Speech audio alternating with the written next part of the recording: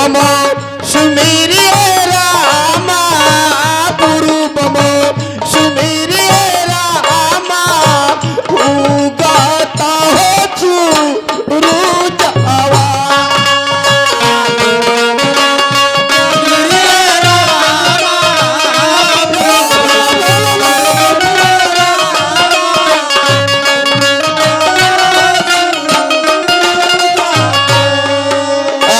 तोहर के चढ़ुए देवता तोहर के चढ़ुए देवता एक लोटा हो जलावा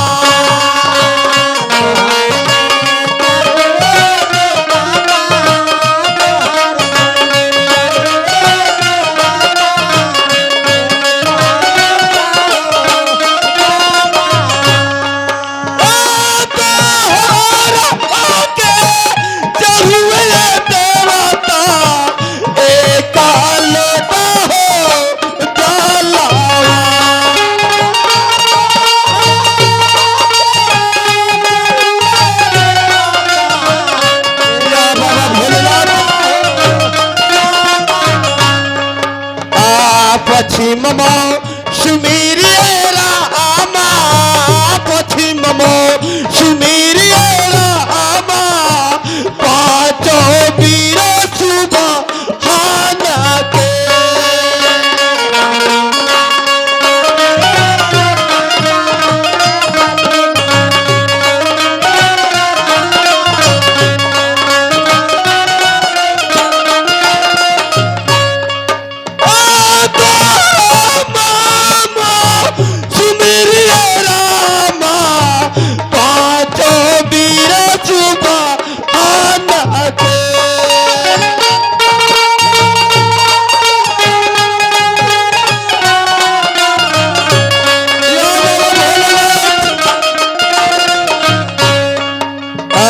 तोहर के चढ़ुए देवता तोहर के चढ़ुए देवता पाची गोला डुइया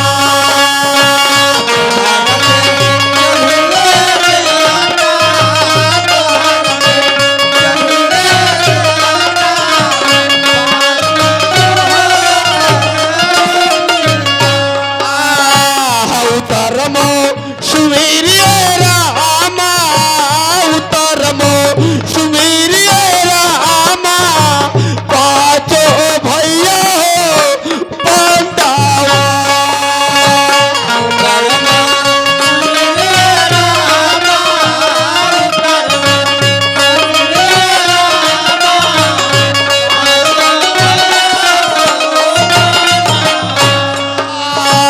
तोहर के चढ़ुए देवता तोहर के चढ़ुए देवता पाचा सुता जा देवा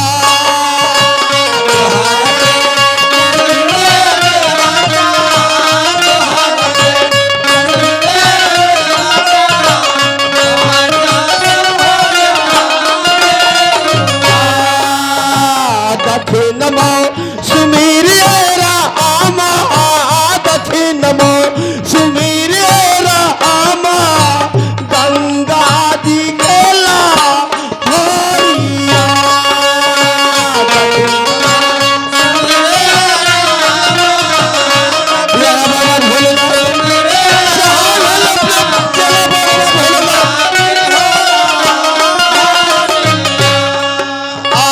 तोहर के चढ़ुए माई तोहर के चढ़ुए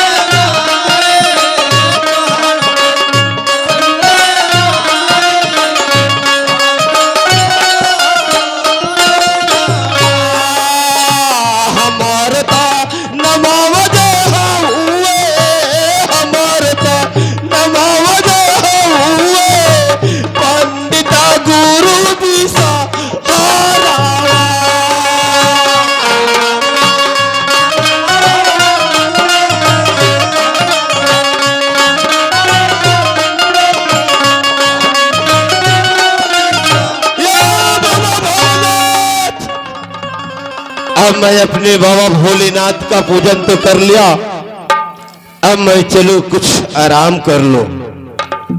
अब चल करके कुछ आराम करो और भक्ति भजन करो। अरे के खोली कपटा के वड़िया हो सता गुरु भी नचाए।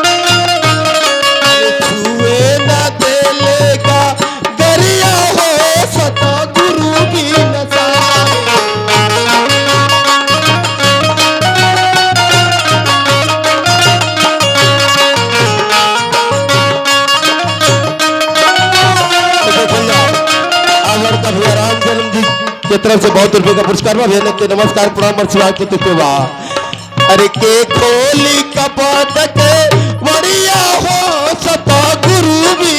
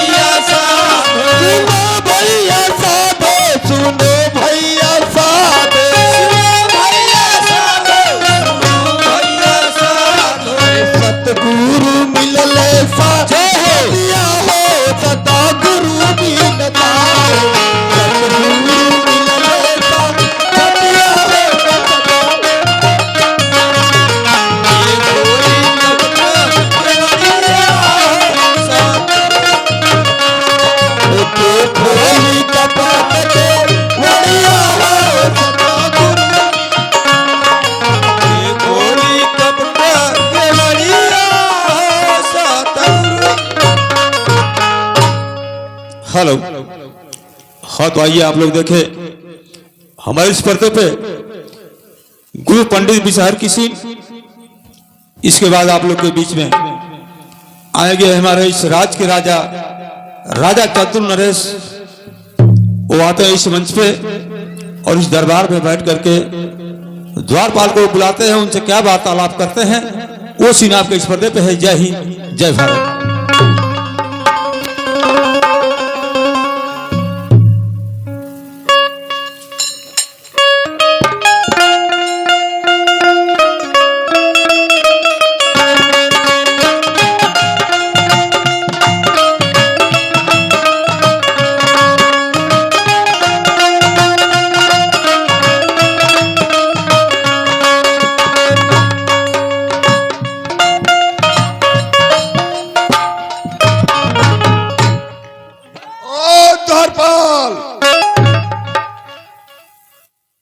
जी महाराज आवतनी।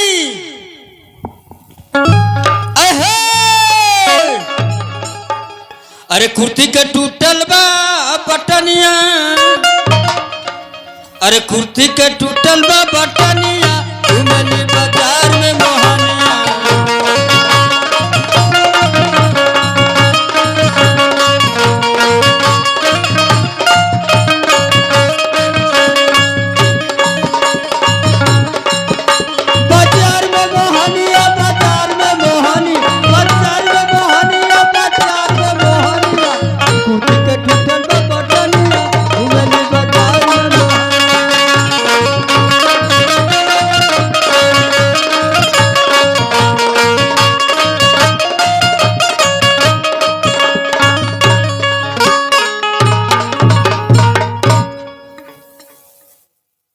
महाराज की जय हो।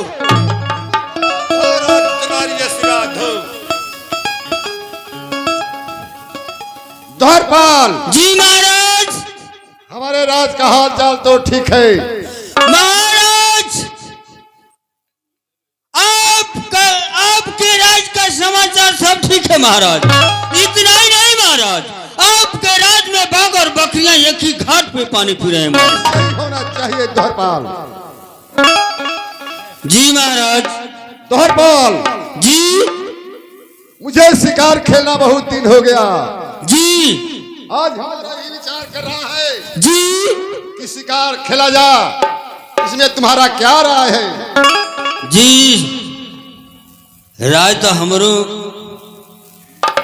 ठीक है बा, लेकिन देखी तनी डर लगा था यही ने वो बेरिया चढ़ा के लेके चल गई। और जब जंगल में गई जा हाथी लिहलस पोखिया। द्वारपाल जी हाथी लिहलस पोखिया चलनी पर आए, भागत भागत भागत भागत एगो खूब बरियार पुदीना का पेड़ रहे, बस वही पर चढ़ गई। पुदीना के पेड़ पर चढ़ गई। हाथी पोखियावत धीरे धीरे हमारी लगे पहुंच गई। कोई पुदीना की पेड़ की है, अलगल पुदीना की पेड़ के रगड़े। अब कोहली की देखा तानी तो जान ना बची। जी कोहली की देखा तानी तो जान ना बाची। अब पूरा पुतलुकिया चढ़ के पटाइल है, डरन हमार जीव झुरा गई। कोहली की देखा तानी तो जान ले ले। हाथी पेड़ के रगड़े लगा, डरने हमार वहीं पर से टोटी खुल गई। टोटी खुल गई वहीं पर हाथी धार के धाक के चढ़े लागल। बस धीरे से कहली कि रुका, देखा करी तो जान ना बाची, जान ले ही ले। बस वो धार के तूर दिया नहीं, हाथी गिर के मर गई। लेकिन द्वारपाल जी हम लोग को शिकार खेलना है जी शेर और बाघ पर। शेर बाग का हथिये से डर लगती है। हाँ हाँ राजदरबारी। जी जी तक अगर आपको इच्छा बात हमरो इच्छा बटल बा ये लिए कि आपकी भाई राज में रहता नहीं, आपका नमक खाता नहीं, तो भाई आपका बात मानल हमार एकदम आवश्यक जरूरी बा, है ना। हाय देखा भैया की तरफ से, बलवंत भैया के तरफ से ई सुरती खाए के दियाला। सुरती ना खाई ना जानता ना, सुरती में बड़ा गुण बा, है ना। सुरती में बड़ा गुण बा। महाराज हाँ द्वारपाल। सुरती सूरत संवार के चिंता चुराई मिलाए, सुरती सूरत संवार के चिंता चुना मिलाए, और रगड़ पीट के साफ करे तब वो करे बहा। रगड़ पीट के जब उठे के अंदर डाल ले लोग तो थोड़ी देर ले तब बेहाल कैले ही रही, नशा थोड़ी देर ले रही, लेकिन वो कर गुण का है। पहले पाचन शक्ति मारी, पहले पाचन शक्ति मारी, दूसरे दांत हिलाए, और तीसरे में ना हर ले, चौथे भीख मंगवा।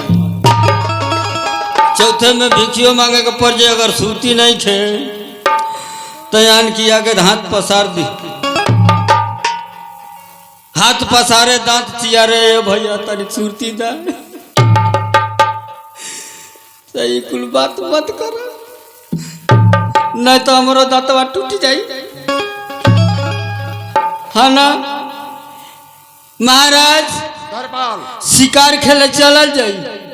चलेगा शिकार खेल। हाँ तो तैयारी करो। अरे आज मैं खेलने जाएगा शिकार,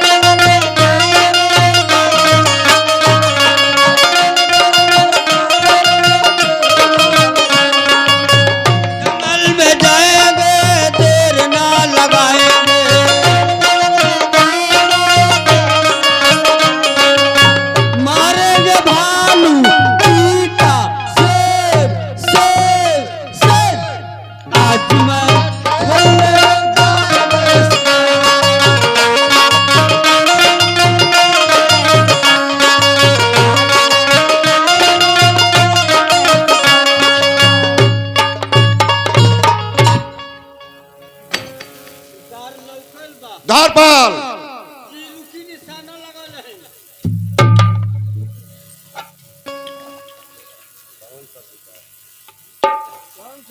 द्वारपाल कौन शिकार है?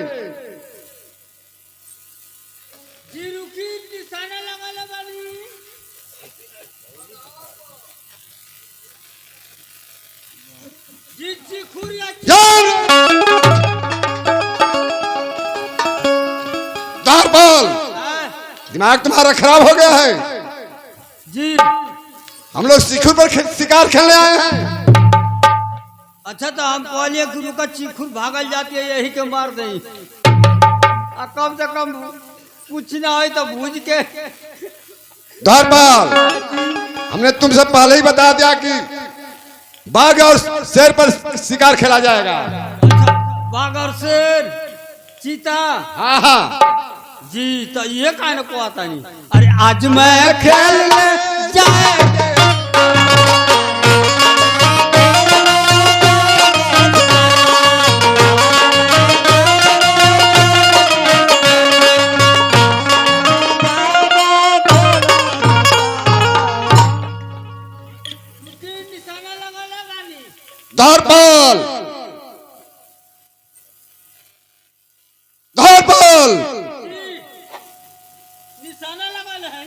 अरे गजब हो गया धरपाल। जो काला काला लग रहा है वो विसार है, निपुत्री है। जब इसका मुंह देखता हूं तो मेरा काम सफल नहीं होता है। रात निपुत्री हाँ धरपाल, निपुत्री क्या कहल जाला? अरे उसका बाल बच्चा नहीं है। अच्छा बाल बच्चा नहीं था? नहीं। अरे राम, कौना और बाल? देखो वो सामने ताको धरपाल।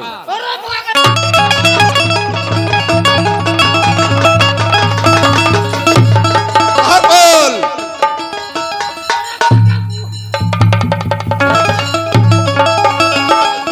जा मत।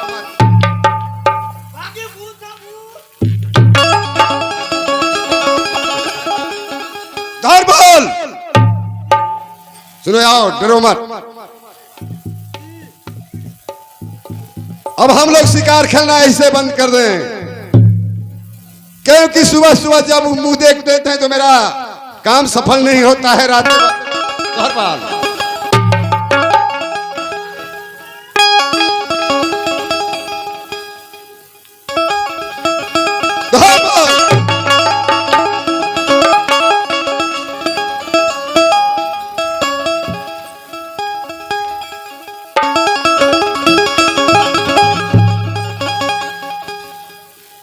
चलो धरपाल, डरो मत।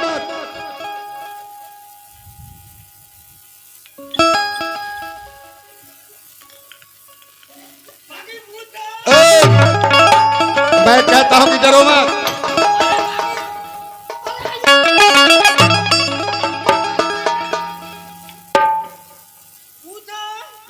मैं कहता हूं कि सुनो, डरो मत।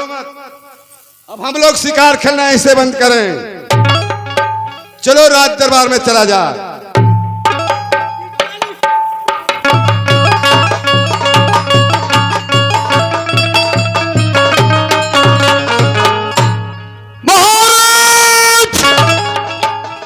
आज तूने अपने गुरु को निपुत्री बना करके बहुत गलती किया महाराज। मैंने सोचा था कि मैं चलूं अपने शिष्य के पास, मेरा मान सम्मान करेगा, लेकिन महाराज तूने आज मेरा अपमान किया है और इस अपमान का बदला मैं जरूर लूंगा। चंदू नरेश, तूने मुझे निपुत्री कहा है, तूने मुझे निपुत्री कहा है। अगर मैं तुझे निपुत्री नहीं बनाया तो मेरा नाम पंडित विषहर है। अरे याहो मोरे रामा, याहो मोरे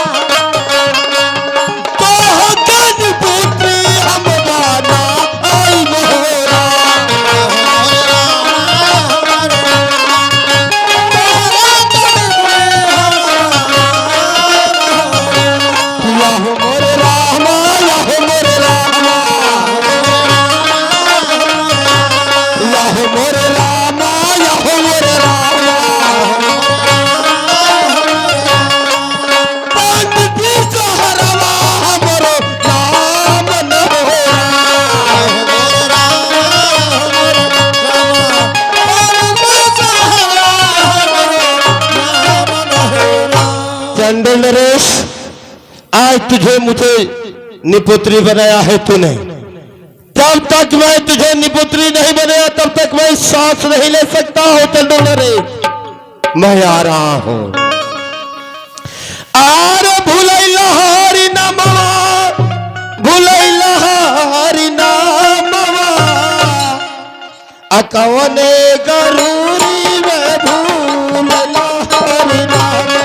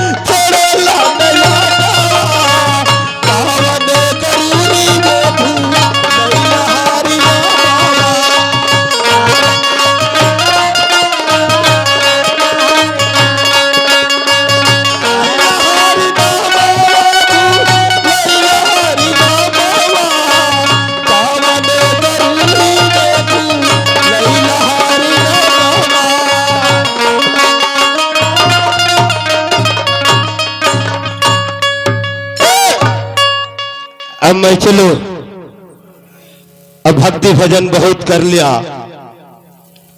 अब मैं चल करके थोड़ा आराम कर लो। अरे माई के हियरवा अपना आर लाल से जुड़ाई हो,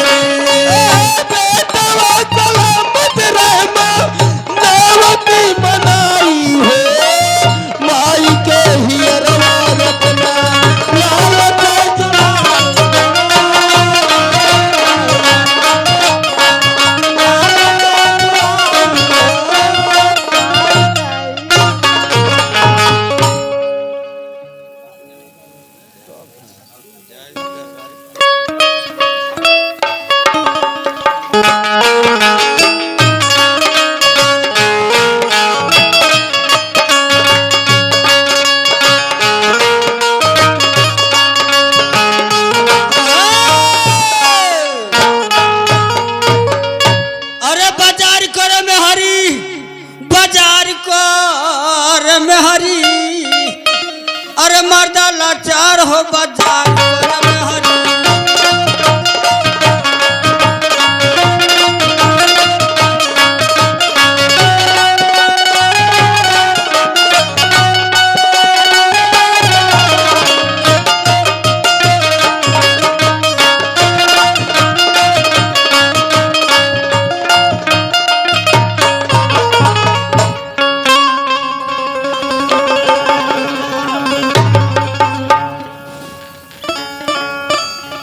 द्वारपाल जी महाराज, तुम तो जानते हो जी कब मेरा बेटा वाला लखनदर गवनजोग हो चुका है जी, तो जाओ हमारे गुरु सर को रात दरबार में बुला कर लाओ और गौने का दिन सोचवाया जाए।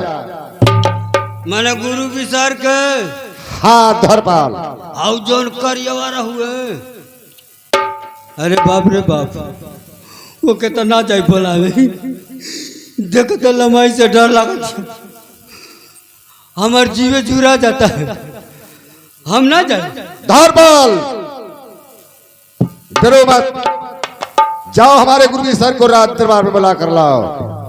अबे तुरंत तत्काल फौरन। अरे बाप बाप, मैं डर लगती जाई।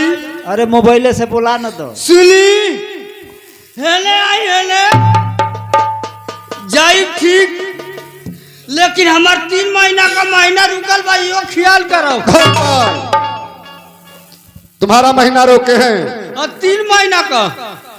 3 महीना का? हाँ तुम्हारा महीना रोक दिए हैं? हाँ तुम्हारा ना अइबे ना कहीं। धरपाल जाओ तुम्हारा अभी तनख्वाह दे देंगे। तनख्वाह ये बेरी? हाँ हाँ एक बार तनख्वाह दे देंगे। हमारी खाता में एको पैसा 3 महीना का ना आया। अरे भाई खाता में लगा देंगे। हाँ हाँ बल्कि एक पहले में आइला था, कपड़ा ले ले रहनी। अरे बेजा तुम्हारा हाँ। कपड़ा लिए तो आइए ये बेरी सोचले रहनी कि आई ता रुई ले। पहला महीना में कपड़ा ले ले, दूसरे महीना में रुई, हाँ तो कुल का कर भाई मर्दवत ने इतना लेके रजाई भरवाई, देखत नहीं तो कितना ठंडा पड़ता। ही तवत ये सही सही कहीं नहीं बोलत। हाँ ठीक वाले मैंने मिल जाए ना।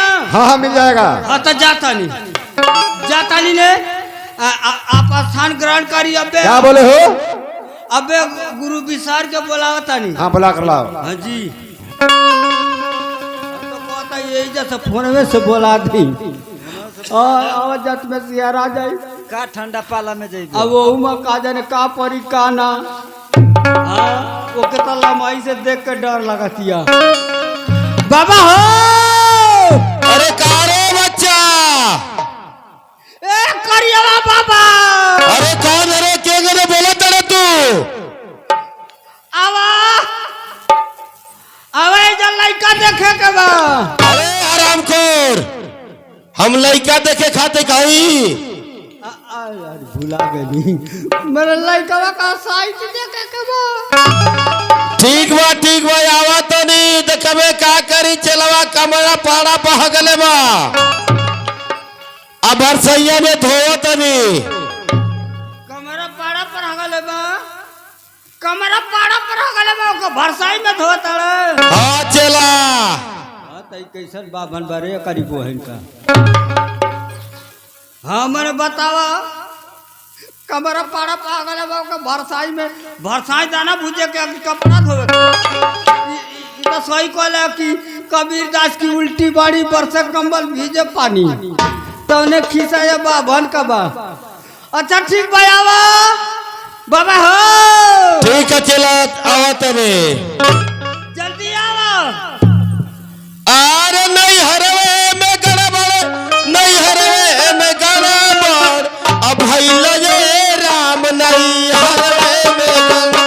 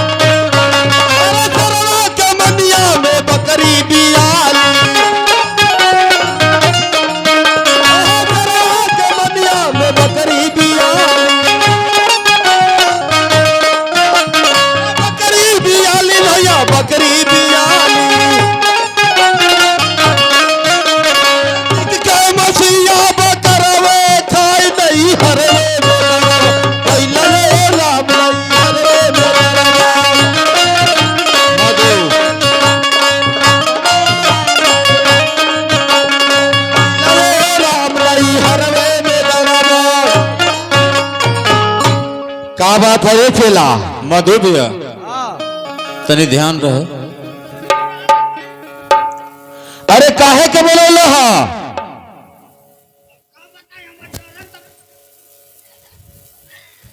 काहे डेरा तड़े तू? काहे डेरा तड़े? तोर सूरत ये देख के डराता नहीं। अरे हरामी हमार सूरतिया का भइल बा? अच्छा तो ई बतावे ये बाबा। हाँ बोल बच्चा। तोहरा जन्म में धरती पर भइल। अरे बेवकूफ कहीं का हमार जन्म में धरती पर ना भइल त आसमान में भइल। हमका तो बुझाता कि भैंसी की पेट में पैदा हो। अरे हरामखोर कहीं का, जैसे सबका जन्म होता है उसी तरह से हमारा जन्म हुआ है। यही फर्क है, कोई सांवला है, कोई गोरा है, कोई काला है। तो भगवान ने मुझे काला ही बना दिया, तो इसमें हमारा क्या दोष है? तोरे नियर करिया होला सब भैंसिया का पड़वा तोरे नियर करिया। अरे बेवकूफ कहीं का, वो जानवर है, मैं इंसान हूं। ये बाबा गीत बड़ा बढ़िया ओनिए से उठावले रहा, गावत आवत रहा, बड़ा तोहरी मुंह से निकला। ई बतावत तू पहले कर लौंडा डंड रहला। अरे मेरा काम ही भक्ति भजन करना। मैं भगवान के भजन करता हूँ और भजन भी गाता हूँ। हाँ अच्छा चला ये बताओ किस लिए मुझे बुलाए हो? हम ना बोलौली हैं, महाराज बोलौली है अपनी राज दरबार में। क्या महाराज जी बुलाए हैं? जी तो चलो ठीक है, मैं महाराज जी से मिल रहा हूँ। माने हम ही के वहाँ का भेजले रहनी है, तल्ला मही से हम फोनवे से बतियौली है आपसे कि जल्दी चली आई चलो कोई बात नहीं, चलो हम चल करके महाराज से भी मिल ले रहा हूँ। चली चली चली पहले लइकवा दिखा दे। अरे बेवकूफ कहीं का, लड़का दिखाने के लिए बुलाए हो, किस लिए बुलाए हो? पहले चलो महाराज से मुलाकात तो करिए आजा। हाँ मैंने लइकवा का साइट देखे के बाद तो ये कहो कि लड़की का और किसकी लड़के का? महाराज के लड़के का। अरे बहुत अच्छी बात है, शायद देखा जाएगा, दान दक्षिणा भी मिलेगा। हाँ तो चलो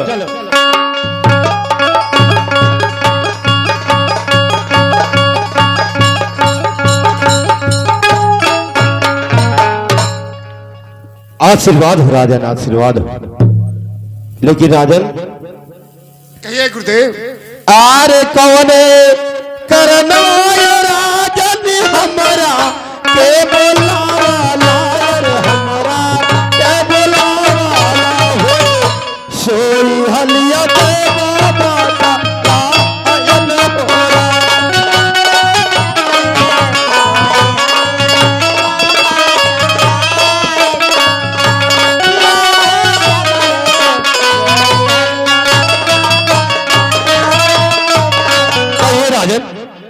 आप अपने इस राजमहल में किस लिए मुझे बुलाए हैं?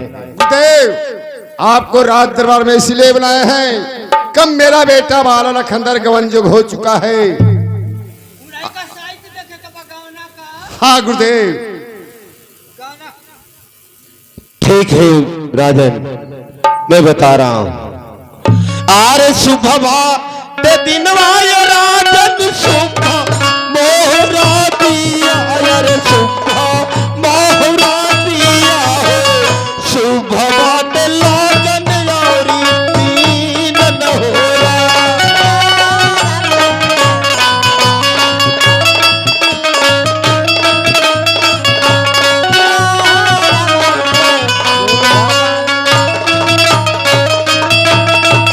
महाराज बहुत अच्छा शुभ मुहूर्त बन रहा है।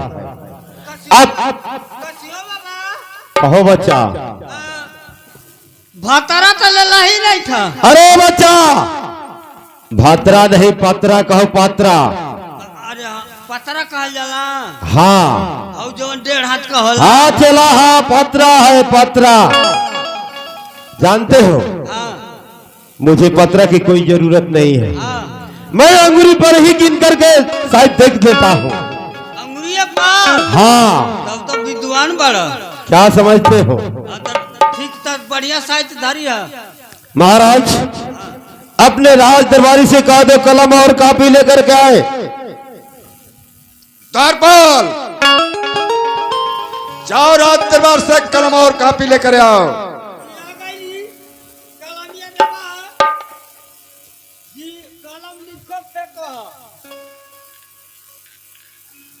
लिखिला फेंक देला। राज दरबारी जी जो जो मैं बताऊंगा जी वो तुम अच्छे प्रकार से नोट कर लेना। एकदम बढ़िया से ना। तो तुम जो मैं बता रहा हूं अब लिखना शुरू करो। जी लिखो। लपरी का मात्रा ली या खपरों का मात्रा खो। अभी मैं कुछ कहा नहीं, तूने लिखना शुरू कर दिया। मैं कुछ कहा न हपरी का मात्रा ही तुम लिखने शुरू कर दिया। जी अरे बेवकूफ कहीं का, अभी मैंने कुछ बोला ही नहीं। अरे बेवकूफ का कहीं का, मैंने कुछ बोला ही नहीं। लगता है हरामखोर पागल हो गया है। लगता है हरामखोर पागल हो गया। हपरा एक मात्रा है। महाराज महाराज आपका राज दरबारी पागल हो गया है। आपका राज दरबारी पागल हपरों का मात्रा हो।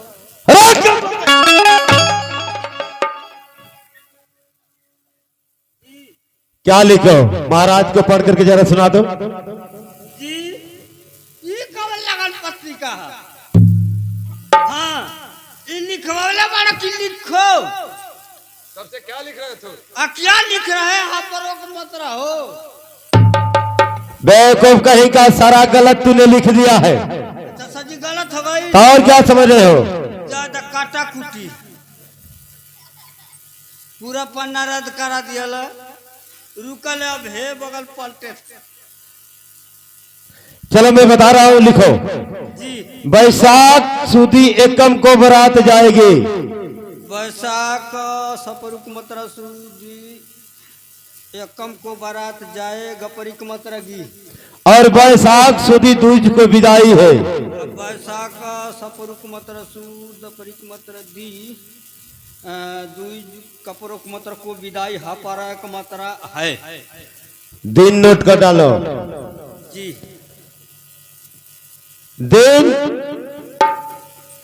16 को विदाई है, 16 को बारात जाएगी 16 को बारात और 17 को विदाई है। 17 कपरों को मतरों को विदाई हपरा का मत है। दिन करो, बुधवार को बारात जाएगी या बृहस्पतिवार को विदाई है। बुधवार के हाँ। महाराज का मान है। क्या महाराज जी का मान है? हाँ मान बढ़ाना पड़ेगा। तो चलो दूसरा नोट करो, बृहस्पतिवार को बारात जाएगी और शुक्रवार को बारात विदाई। बेटिया का मान है, उसका भी मान बढ़ाना पड़ेगा। तो दूसरा नोट कर डालो। तो शुक्रवार को बारात जाएगी, शनिवार को विदाई है। वो दिन हमार मान है। अरे बेवकूफ कहीं क्या, तुम्हारा भी मान बढ़ाना पड़ेगा। ए भाई हमारी अगुआ हमारी तिल कहरू, इसलिए तुम्हारा भी मान बढ़ाना पड़ेगा। तो चलो दूसरा नोट कर डालो। शनिवार को बारात जाएगी और रविवार को विदाई है। शनिवार को बारात जाएगी रविवार को। हाँ तो तू एकदम पागल है बाभन बड़ा। क्या हुआ? मैंने अतवार के बेटी बहन विदा हले। जब सारा तुम्हारा ही मान पड़ रहा है तो मैं कौन सा दूसरा दिन रखो? देखो मैं एक युक्ति बता रहा हूँ। अतवार को विदाई तुम सब कह रहे हो कि नहीं विदाई होती है। अतवार के बारात जाए सोमवार का कदा। चलो यही तुम्हारी इच्छा है तो यही कर डालो। चलो रविवार को बारात जाएगी, सोमवार को विदाई है। सोमवार के विदाई तारीखिया 16 के रही। हाँ तब तक पहुंच गए वो महीना में। अरे बेवकूफ कहीं का, उसी तरह से तारीख भी आगे डाल देना। अब एक काम करो, मेरा विदाई करो, मैं चलो। महाराज धर्मपाल रुकी, हम बाबा के विदाई कर दे ना। हाँ उसी दान दस्ता देकर विदाई कर दो। चलिए आपके धोती बाछी दे दें। अरे बेवकूफ कहीं का, धोती बाछी मुझे नहीं चाहिए। जानते हो धोती बाछी किसको दिया जाता है? क्या दिया जाए? जो इंसान इस दुनिया से छोड़कर परमात्मा लोक में जाते हैं उसको धोती और बाछी दिया जाता है। अच्छा मैंने जे मरे की कगार में रहला। हाँ उसको दिया जाता है। जानते हो मुझे क्या चाहिए? आटा चाहिए, चावल चाहिए, रुपया पैसा चाहिए, कपड़ा चाहिए, बिछौना चाहिए। जो तुम्हारी इच्छा है सब कुछ दे डालो। मैंने गद्दा चाहिए, रजाई चाहिए, चरपाई चाहिए, तकिया चाहिए, सब कुछ मुझे चाहिए। लोटा चाहिए, सोटा चाहिए, सब कुछ चाहिए। पूरा खानदाने के सुता देवे तो। हाँ सबके घर से ले जाइए तो अब उम्र घर भर जाइए, घरे का जगह हो ना। अरे बेवकूफ कहीं का, ये हम लोग का दक्षिणा होता है। अच्छा हाँ चलो ठीक। कसियो बाबा कहो। तो जाए दले एगो नया कुर्ता नया पैजामा धैले बानी। बहुत अच्छा, वही दे दो। हाँ लेकिन 2-4 जगह मूस काट दे। बात बेवकूफ कहीं का, तो मैं क्या करूंगा? मूस का काटा हुआ मैं पहनूंगा? ये नहीं चाहिए मुझे। एकदम नया है। कोई बात नहीं, उसको तुम पहन डालना। रफू करा ली है? नहीं चाहिए। ना ले बता जाए मत, तब सीधा ले ला। हाँ सीधा दे दो। सीधा ले ला, या 2 आलू बा एगो बैगन। अरे बेवकूफ कहीं क्या, बैगन तुम अपने पास रख लो। बैगन मैं नहीं खाता हूँ। बैगन ना खाला ना तो हमारो घर क्यों ना खाला, ये लिए कि बैगन खाइला पर खजुआ टोला। ठीक है, एक काम करो, और जो सीता पताई होगा पहुंचा देना, मैं चल रहा हूँ। जा मैं चल जा पहुंचा दे भी होता है एगो हमारी कपार को बोझे दे दी हला। हाँ महाराज कहो द्वारपाल जी बाबा गई ना खुदे हो गए लेकिन दिन पता ही बड़ा बढ़िया रख दिया रखते हैं ना। बैसाख सुदी एकम के बारात जाई अब बैसाख सुदी दूज के विदाई बा अच्छा दिन है ना। दिन आतवार के जाई सोमवार के विदाई, ये भी ठीक है। तारीख 16 के जाई 17 के विदाई। ठीक है द्वारपाल, चलिए ठीक भाई यही। लेकिन द्वारपाल जी एक पत्र लेकर चले जाओ बेचू शाह के हैं। जी बेचू शाह से कह देना कि महाराज चंदुल नरेश नरेश अपने लड़के का गमन का दिन भेजे हैं, रख दीजिए। ठीक ठीक जाता नहीं। चलिए आप अब हम जाता नहीं है चिट्ठिया के ले जाके उज्जैनपुर नगर। हाँ उज्जैन पर लेकर चल जाओ। बेचू शाह की है। हाँ चलिए हम पहुंचाते हैं।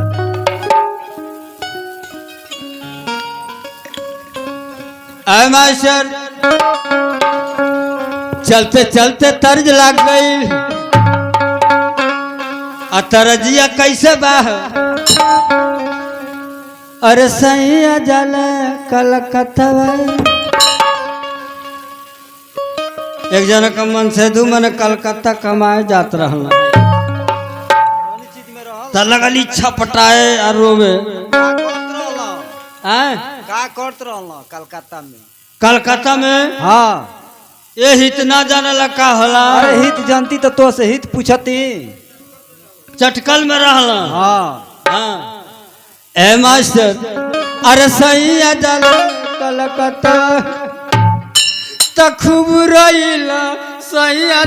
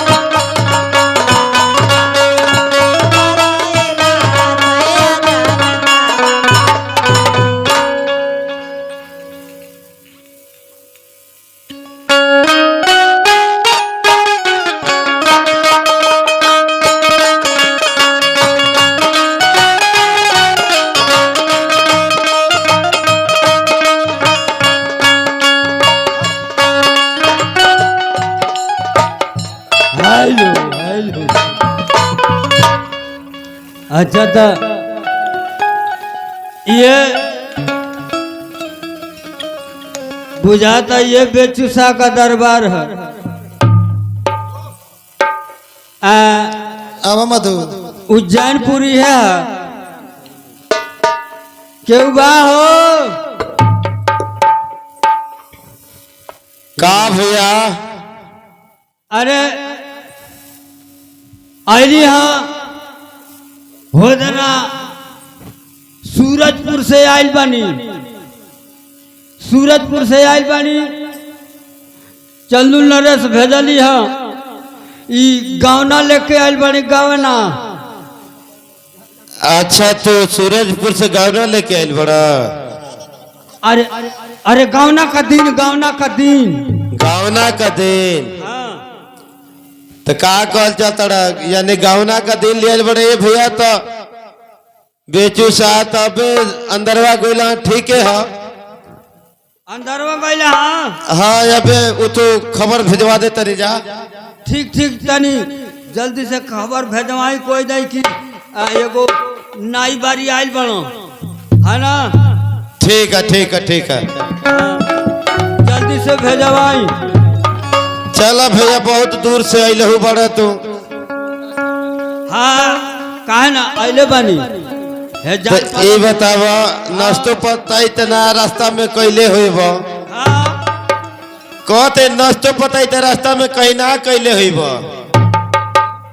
नाश्ता पता ही कहाँ कैली है, भागल आवतानी इज्जत रास्ता में कहाँ से नाश्ता पता ही हो गई। अच्छा जा, ठीक बाले, महाराज जी आगे बना, जाके भेंट कला। ठीक बाले, जाता नहीं ले।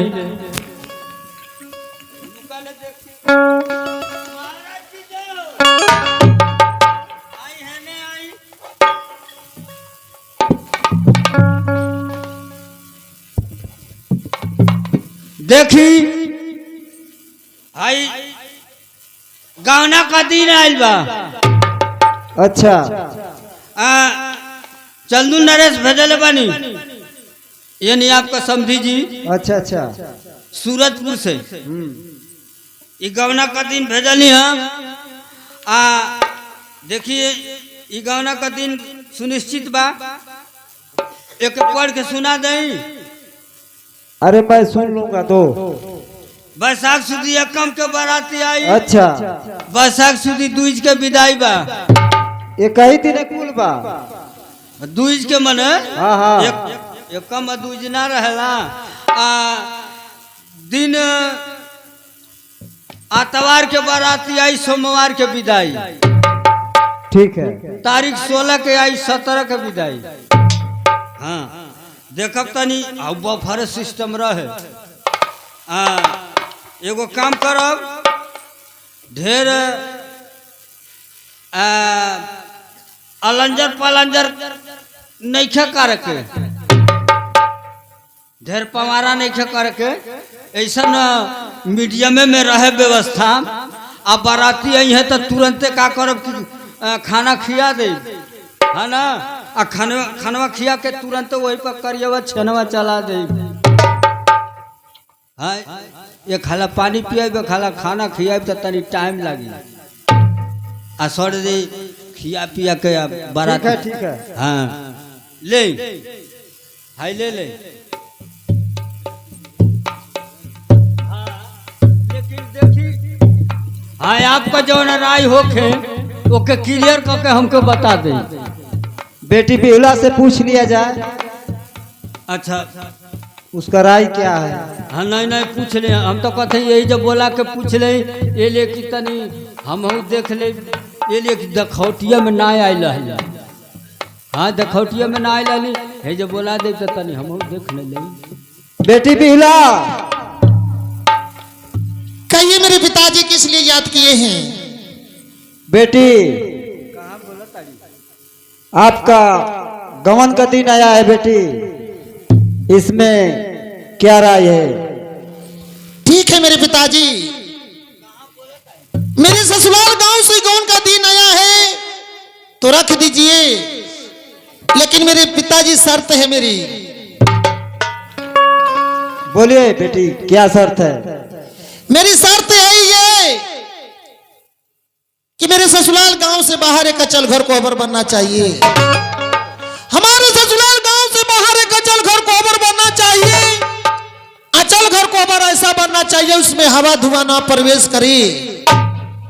और आपकी है से मेरे पिताजी, यानी हमारे मायके से 5 देवताओं चाहिए, गरुड़ देवता, बिल्ली, साकर, कुत्ती।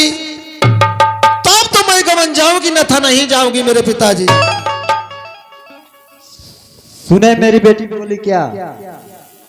गांव से बाहर एक अचल घर बनना चाहिए। हाँ अचल घर ऐसा हो जिसमें हवा और धुआं प्रवेश न करे। तब तो आपकी बेटी बिहुला गाँव जाएगी, न था नहीं जाएगी। नहीं